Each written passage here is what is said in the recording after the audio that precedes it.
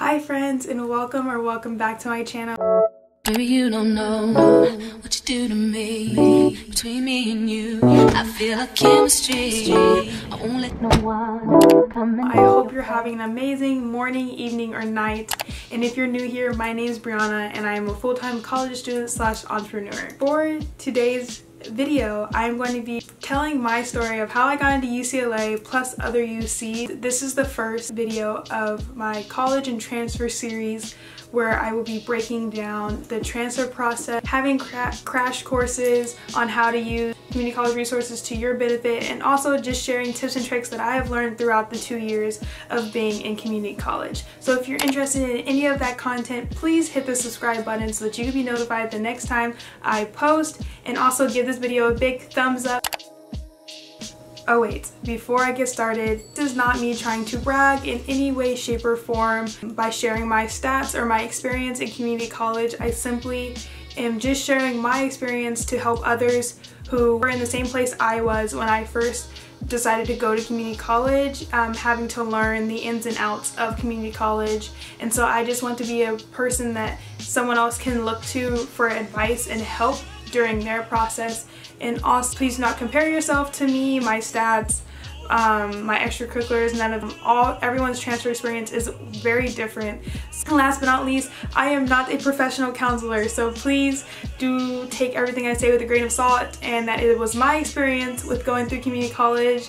I learned what I know through watching other videos and also talking to my college counselors, and I will love to answer any questions you guys have.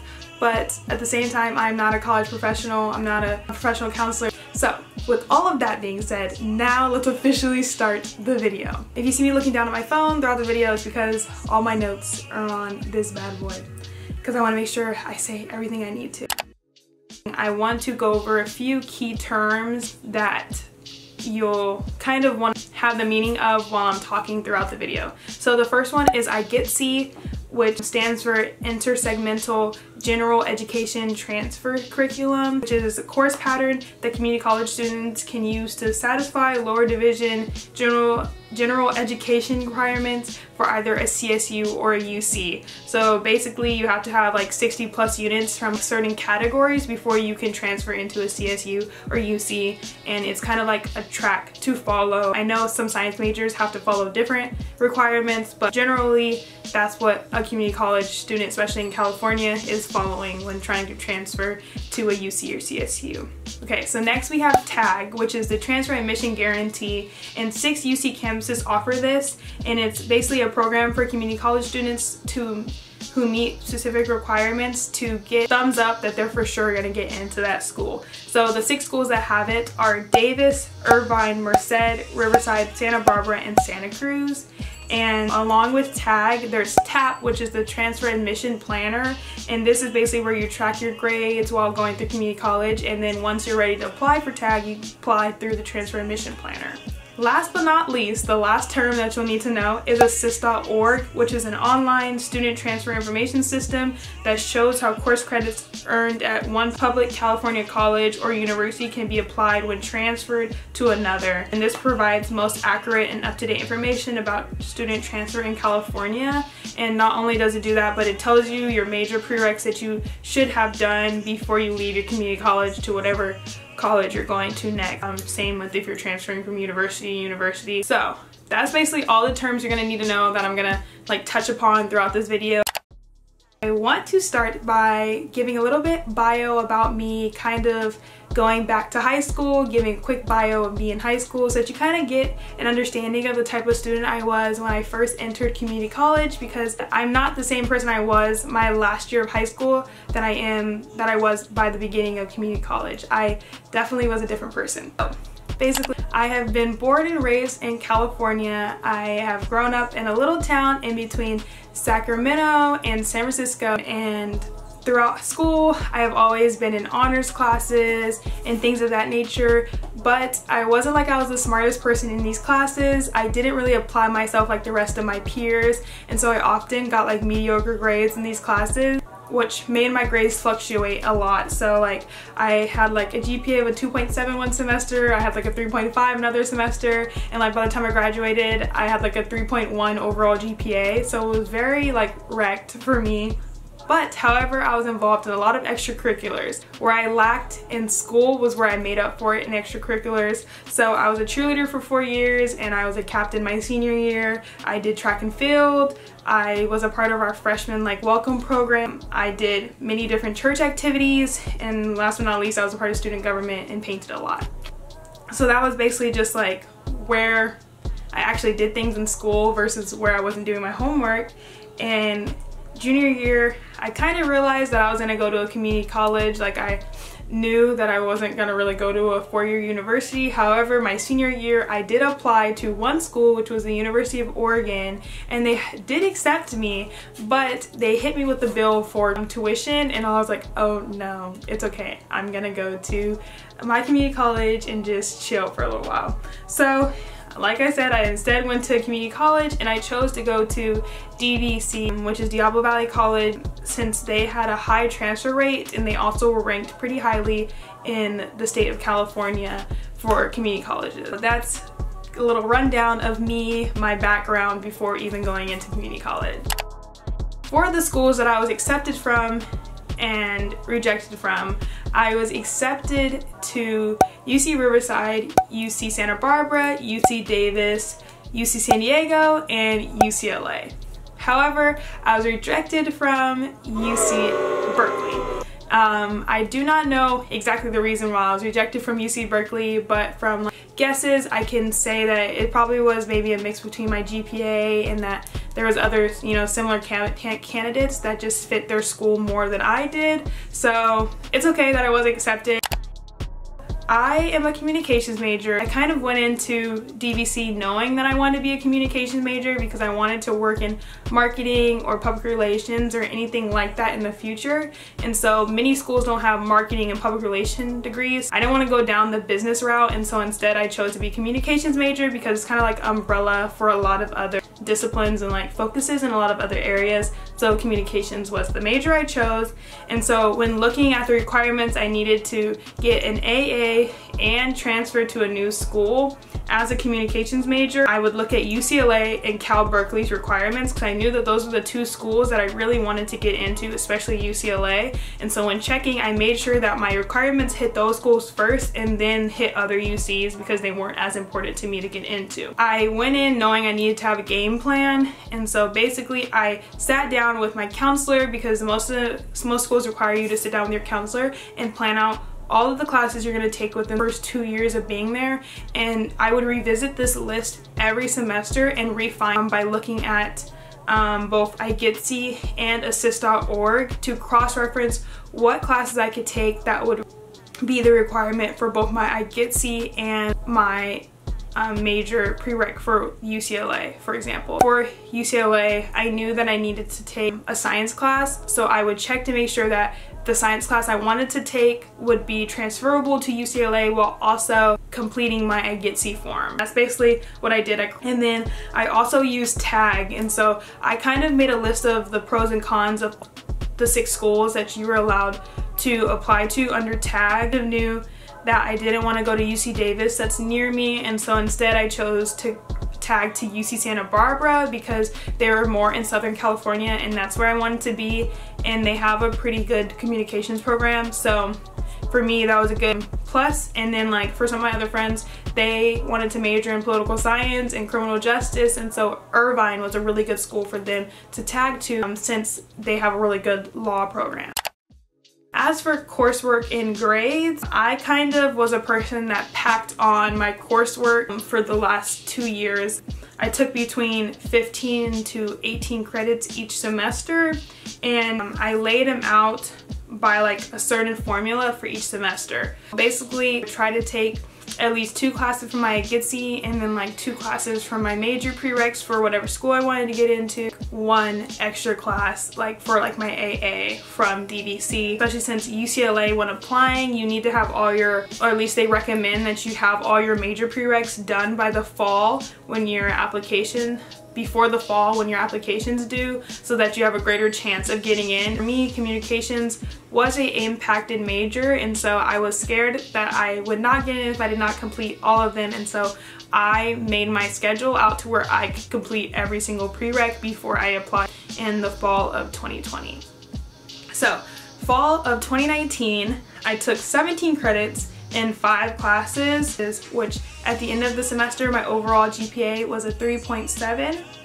And then spring of 2020, I took 17 credits again, but this time, and 5 classes, in which I finished the semester with a 4.0 and an overall GPA of 3.85. And then summer of 2020, I took 6 credits in 2 classes. I chose to take 2 social sciences so that I could fully complete that on my IGPSY, and I finished the semester with a 4.0 and an overall GPA of a 3.875. In the fall of 2020, I decided to take a load off, and I only took 15 credits, which was also 5 classes that I could focus on applying to school since it was application season, and I got a semester GPA of 3.2 and an overall GPA of 3.69, which I had applied initially with 3.875 but then submitted my grades, and so my GPA was 3.69 during my submission of my application. So then spring of 2021, which was the last semester we just had, I took 18 credits in 6 classes. It was the biggest load I've taken through being in community college, and it was definitely a lot of work. I don't really recommend taking 6 classes even if it is only 18 credits, and so I finished the semester with a GPA of a 3.167, and I got an overall GPA by the time I graduated of a 3.56. Now, I finished at DVC with 73 units, and no credits were from AP classes in high school. I didn't have any APs going into community college, but as you can see, I didn't have terrible grades, but my grades weren't like top tier. Like, I wasn't a person that had a 4.0 all throughout college. I definitely had, you know, my not so good grades here and there, and so I just wanted to show kind of the breakdown of my courses and getting my overall GPAs, because you don't have to be perfect when applying to these schools. Like, you don't need the best GPA ever to get into these top schools or to any UC or CSU. As long as you do the best you can, like, you'll get there. Aside from grades and coursework, as far as extracurriculars and how I got involved on campus, I did a few different things. So at DVC, I was involved in a learning community which was called Umoja. It is a Black learning community at my school, and it's at a lot of other community colleges. And basically, a learning community is where you take a class, you take 2 classes with a group of like 40 to 50 students, and you take the same 2 classes with them for 2 semesters, and then you kind of like grow this bond with other students that have like-minded views as you. So you get like a counselor that's like really personal to you, and they give you like a mentor and other things like that. So they give you a lot of resources when you're in a learning community. So through my learning community, I met a ton of other Black students, which I have not had in the past. Yeah, I went to a lot of schools that didn't really have a lot of Black students in my classes, and they also gave me opportunity to go to a conference, which I was able to put on my application. I also was able to build relationships with professors that really wanted to help students that were in learning communities too, and was able to be a classroom mentor to other students, which I then was able to put on my college application. Through being in my learning community, I was able to get to so many other resources and experiences to put on my college application. So I really recommend joining a learning community at your school, especially because being in community college, it can feel lonely sometimes compared to when you go off to a 4-year, because there's a lot of stigma that you don't make friends when at a community college, but through joining a learning community, you really can make some friends. At DVC, I also got a job, and I was a student leader for my Puma Center, which was a resource center for learning communities, and worked with all of the learning communities. I got to know other students in other learning communities that weren't just from my own. We had around 7 or 8 on our campus, and then I ran the social media for our Puma Center during COVID, so it gave me a lot of social media work, which is what I wanted to do or still want to do in the future. Outside of DVC. I was involved in a few things also. So throughout the 2 years, I had a few different jobs. Like I worked at Target, I worked at Trampoline Park, and I think I worked at like a clothing store. So I had like those like jobs were part-time, like none of them were ever full-time. I also, summer 2020, I had a marketing internship with the Professional Businesswoman of California, which I got to help run a conference for over like 300 people, fully online and virtual, which was mind-blowing that we could even do it. I also started a business, so I started my business in fall of 2020 in October, and so that was pretty cool, and I was able to make like online connections and things like that, so that was a great experience. I worked for my church, like I helped out at my church in the nursery for children. I included that also on my application when applying.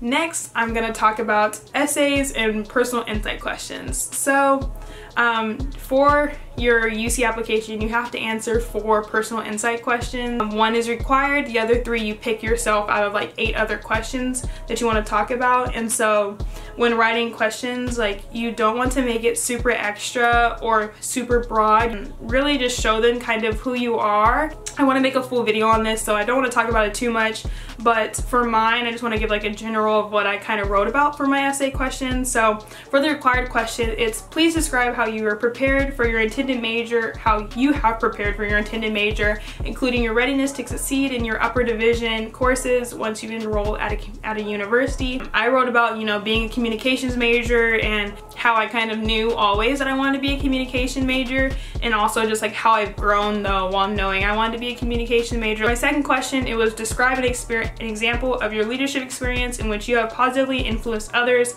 helped resolve disputes, or contributed to group efforts over time. I wrote about my Black History Month tarps that I did at my high school, which was my legacy project before leaving my high school. It was the first time they had celebrated, we had celebrated Black History Month on my campus in like a really long time, and so that was definitely a big moment for me, and so I decided to write about that. The next question is every person has a creative side and it can be expressed in many ways: problem solving, original and innovative thinking, and artistically.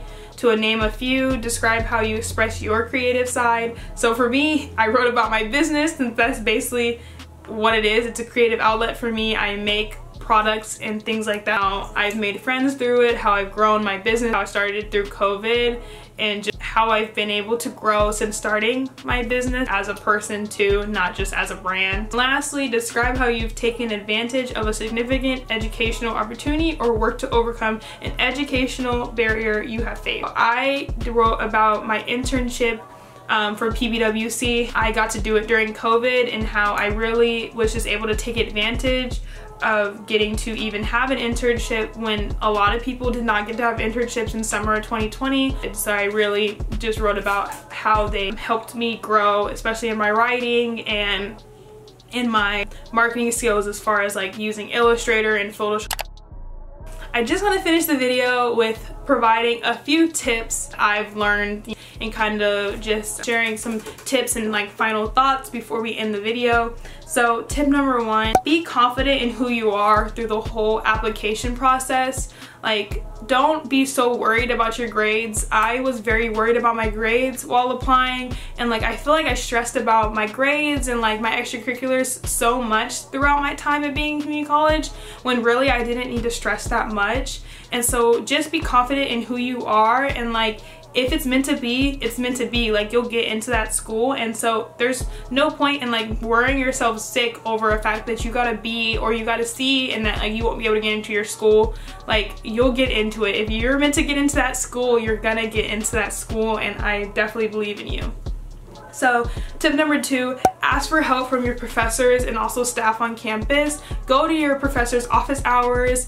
Ask them questions about the homework, ask your peers about questions about the homework, take advantage of the resources on campus, talk to your staff, see what they can do. They really will point you in the right direction. I got my internship through my job on campus, and the fact that my manager knew the other person was like, oh, I have a student that wants to work in marketing. Can I ask her to send in a resume to you? And I got my internship that way. So really just connecting with the staff and professors around you on campus can really help you so much. It's networking really, and so you definitely should. And then tip number 3, say yes rather than no. So I know it's really hard to like it's really easy to stay in your shell and just say no, like maybe next time I'll go enjoy this experience. But while you're at community college, like really try to make the best of it, especially since a lot of people think you don't get to make friends, or like that, you know, they're sad that they feel like they're missing out compared to their peers that they saw in high school, like that went off to 4 years. But really just say yes and do as much as you can while you're there, because it really will just help you grow in yourself, and also like you'll get to write about it. So like you should say yes, like just go do it and then say like, oh, I didn't like it, but at least try it first. And then tip number 4, don't just rely on your counselors, but also rely on yourself. So make sure that you check their work and you keep on checking their work and you keep on looking over your course requirements and everything, because sometimes they do change, and sometimes like counselors can not know exactly what you're talking about. So at least just double check it. Don't just blindly you know, go trusting. I've heard of other people's experiences at their community colleges that they've, you know, not looked over anything and they've just listened to their counselors, and then they got to their 2 years and they thought that they could leave and go off to applying to other schools, and their counselors were like, well, you're missing this class, and this class, and they're like, wait, but I thought you told me that I was ready to transfer. So just make sure you're double checking their work and that you also know what's going on. Lastly, remember that everything happens for a reason. It's okay, like I said earlier, to not have perfect grades, to not have all the extracurriculars. Like, it's okay to just have one job and to have really stellar grades, or even have one job and have like mediocre grades. Like, it's perfectly okay. Don't spread yourself hecka thin trying to do everything when you know you can't do everything. I've definitely learned my lesson in that way also, and yeah, it's just okay. Like, it will be okay. What needs to happen will happen. So with all of that being said, if you have any questions, please feel free to comment them down below, DM me on Instagram, all of that. Get in contact with me. I would love to answer them, and please check out the rest of the other videos in the series as they come out. If you liked or enjoyed this video, please give it a thumbs up and subscribe. I'd love for you to stick around and join my journey, and yeah, have a great rest of your day. Bye. Baby, you don't know what you do to me. Between me and you, I feel a chemistry. I won't let no one come and take your place, 'cause the love you give, it can't be replaced.